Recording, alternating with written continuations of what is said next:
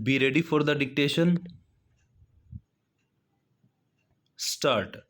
As from the date of commencement of the Constitution 69th Amendment Act 1991, the Union Territory of Delhi shall be called the National Capital Territory of Delhi, hereafter in this part referred to as the National Capital Territory, and the administrator thereof appointed under Article 239 shall be designated as the Lieutenant Governor. There shall be a legislative assembly for the National Capital Territory, and the seats in such assembly shall be filled by members chosen by direct election from territorial constituencies in the National Capital Territory. The total number of seats in the Legislative Assembly, the number of seats reserved for scheduled castes, the division of the National Capital Territory into territorial constituencies, including the basis for such division, and all other matters relating to the functioning of the Legislative Assembly shall be regulated by law made by Parliament.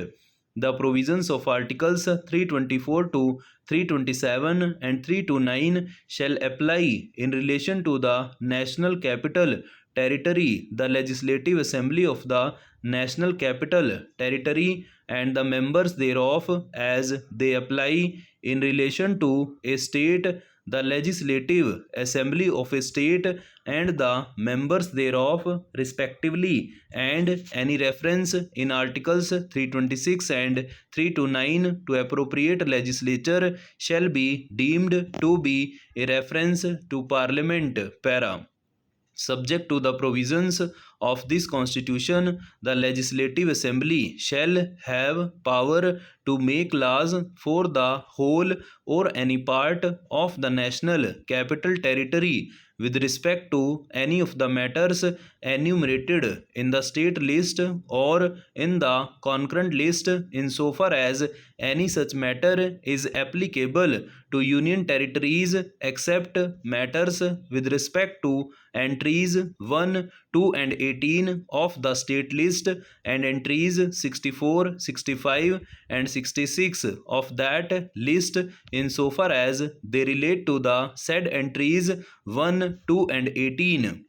Nothing in subclause A shall derogate from the powers of Parliament under this Constitution to make laws with respect to any matter for a Union territory or any part thereof. If any provision of a law made by the Legislative Assembly with respect to any matter is repugnant to any provision of a law made by Parliament with respect to that matter, whether passed before or after the law made by the Legislative Assembly, or of an earlier law other than a law made by the Legislative Assembly, then in either case the law made by Parliament, or as the case may be, such earlier law shall prevail, and the law made by the Legislative Assembly shall, to the extent of the repugnancy, be void, provided that if any such law made by the Legislative Assembly has been reserved for the consideration of the President and has received his assent, such law shall prevail in the National Capital Territory. Provided further that nothing in this subclause shall prevent Parliament from enacting at any time any law with respect